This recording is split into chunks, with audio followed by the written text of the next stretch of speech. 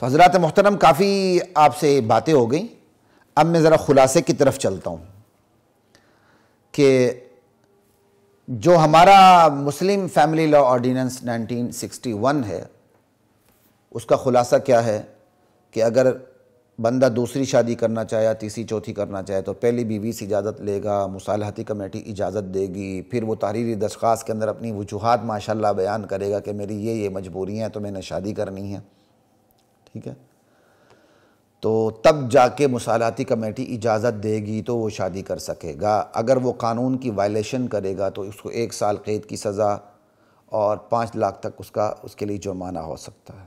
ابھی ایک کیس اس حوالے سے گزر بھی گیا، ٹھیک ہے۔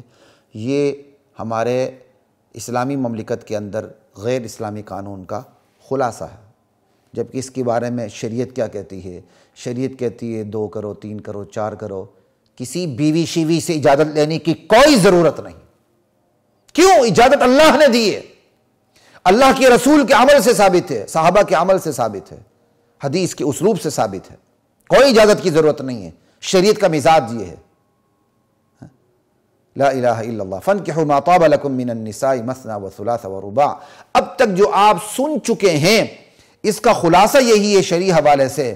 دوسرا، تیسرا، چوتھا نکاح جہاد بھی ہے، فضیلت بھی ہے، ثواب بھی ہے، مردہ سنت کو زندہ کرنے کا ثواب بھی ہے، اور جو معیوب بنا دیا گیا ایک جائز عمل کو، اس کی معیوبیت کو، اس کی عیب ناکی کو ختم کرنے کا ثواب بھی ہے۔ پھر آپ جتنے نکاح کریں گے اتنے قوام بنتے چلے جائیں گے۔ ابھی ایک بیوی کے قوام تھے، پھر دوسری بیوی کے قوام، پھر تیسری بیوی کے قوام، پھر چوتھی بیوی کے قوام۔ تو قوام کے اندر کیا؟ گھر کا سربراہ ہونا اور گھر کا کفیل ہونا، سربراہی کا اپنا ثواب، کفالت کا اپنا ثواب، پھر آپ کی اولاد ہوگی، ان کو سنبھالنے کا الگ ثواب، ان کی تربیت کا الگ ثواب۔ پھر آپ دنیا سے چلے گئے ہیں تو پھر آپ کی جتنی اولاد آپ نے صحیح تربیت کی اور پھر وہ صحیح تربیت سے لہلہاتے رہے، ان کی فصل قیامت تک چلتی رہی، اس کا الگ ثواب۔ یہ تو ہے شرعی قانون کا خلاصہ ہے۔ اور دوسری طرف میں نے آپ کو اس کے برعکس ہندوانہ قانون پاکستان کے اندر جو ہے اس کا خلاصہ میں نے آپ کے سامنے رکھ دیا۔ اب آپ دیکھیں کہ جو ہمارے ملک میں قانون بنا ہوا ہے یہ 100% جا کے شرعی قانون کو ہٹ کرتا ہے، اس سے متصادم ہوتا ہے، اور توحید فی الحاکمیت کو چیلنج کرتا ہے۔ یاد رکھیں، لا الہ الا اللہ۔ یہ جو ہم نے قانون بنایا ہے نا کہ نکاح اگر کرے تو پہلی بیوی سے اجازت لے، یہ قانون اللہ وحدہ لا شریک لہ کی قسم، یہ قانون توحید فی الحاکمیت کو چیلنج کرتا ہے۔ اگر کوئی شخص یہ قانون بناتے ہوئے، قانون سازی کرتے ہوئے، قانون کی تعبیر و تشریح کرتے ہوئے، قانون کی اتباع کرتے ہوئے کسی بھی صورت میں، چاہے وہ قانون سازی کرے، چاہے وہ قانون کو امپلیمنٹ کرنے والا ہو، چاہے وہ قانون کی تعبیر و تشریح کرنے والا ہو، یا قانون کو ماننے والا ہو، یا لوگوں کو قانون مجبوراً منوانے والا ہو، کسی بھی صورت میں اگر اس کا عقیدہ یہ ہے کہ اللہ کے مقابلے میں ریاست کو بھی یہ پورا اختیار ہے کہ وہ قانون بنائے، چاہے وہ قوانین قرآن و سنت سے ٹکرائیں، تو وہ اللہ کے قانون کا انکار کرتا ہے اور ریاست کے قانون کا اقرار کرتا ہے تو وہ کفر کرتا ہے۔ اور اگر وہ اللہ کے قانون کا انکار نہیں کرتا لیکن کہتا ہے نہیں، اللہ کو جس طرح قانون بنانے کا حق ہے، ریاست کو بھی گراؤنڈ ریالٹی کو دیکھتے ہوئے اللہ کی طرح قانون بنانے کا حق ہے، قرآن و حدیث سے متصادم ہو تو کوئی فرق نہیں پڑتا، گراؤنڈ ریالٹیز کو دیکھا جائے گا، تو اللہ کو جس طرح حق ہے تو انسانوں کو بھی اسی طرح حق ہے، تو وہ مشرک ہو جائے گا۔ ایک صورت میں کافر ہو جاتا ہے، دوسری صورت میں مشرک ہو جاتا ہے۔ لیکن اگر وہ یہ عقیدہ نہیں رکھتا، گناہگار ہے، تعبیر کو جیسے قانون بنا ہوتا ہے اس کی امپلیمنٹ کروا دیتا ہے، لیکن اس کو کفر ہی سمجھتا ہے اور اس کو گناہ کبیرہ سمجھتا ہے، غلط اس کی تعبیر و تشریح میں پڑا ہوا ہے، یعنی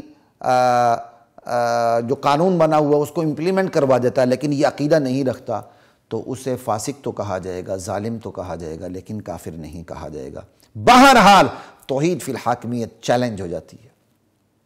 قرآن کریم کی آیات ہیں، سورۃ المائدہ کی آیت نمبر 44 ہے، سورۃ المائدہ ہی کی آیت نمبر 45 ہے اور 47 ہے۔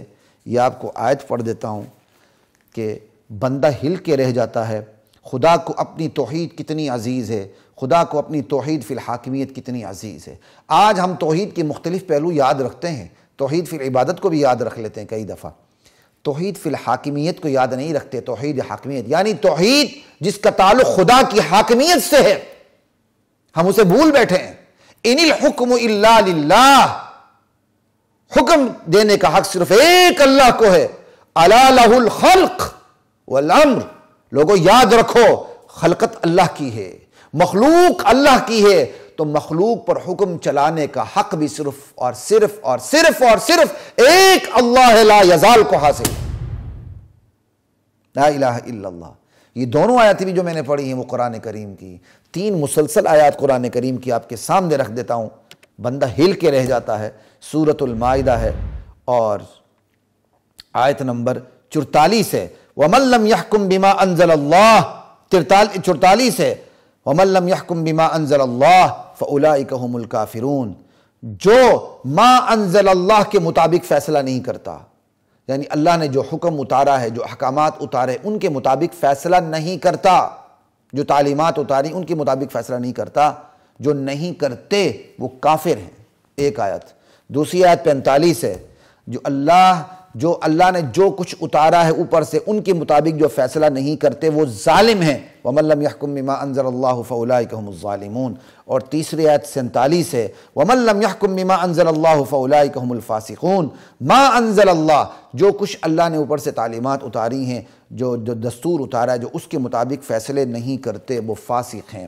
ایک آیت میں کافر ہیں، دوسری آیت میں ظالم ہیں، تیسری آیت میں فاسق ہیں۔ تو توحید فی الحاکمیت کو کسی بھی درجے میں چیلنج کرنے والے، قانون بنانے والے، قانون کی امپلیمنٹیشن کرنے والے، قانون کی تعبیر و تشریح کرنے والے اور قانون کو منوانے والے اور قانون کی غلامی کرنے والے، ایسے قوانین کی وہ دیکھ لیں، اپنا تجزیہ کر لیں کہ وہ کس کیٹیگری میں فال کرتے ہیں۔ وہ کفر کی کیٹیگری میں فال کرتے ہیں، ظلم کی کیٹیگری میں فال کرتے ہیں، ظلم تو شرک کی حد تک بھی چلا جاتا ہے، ٹھیک ہے، ظلم کی کیٹیگری میں فال کرتے ہیں یا فسق کی کیٹیگری میں فال کرتے ہیں، وہ خود دیکھ لیں۔ ہم ان پر براہ راست فتویٰ لگانے سے رہے، لیکن ہم اللہ کا حکم آپ تک پہنچانے کے پابند ہیں۔ ہم نے پڑھا اس لیے کہ ہم اللہ کا حکم آپ تک پہنچا سکیں، کہ آپ اپنا تجزیہ کریں، آپ کہاں کھڑے ہیں۔ ایسے قانون بنا کے، ایسی قانون کی تطبیق کروا کے، ایسے قانون کی تعبیر و تشریح کروا کے اور ایسے قانون پر ایمان لا کے، ایسے قانون پر عمل کر کے اور ایسے قانون کی موجودگی میں آنکھیں بند کر کے، صم بکم عمی فہم لا یرجعون بن کے، لا الہ الا اللہ۔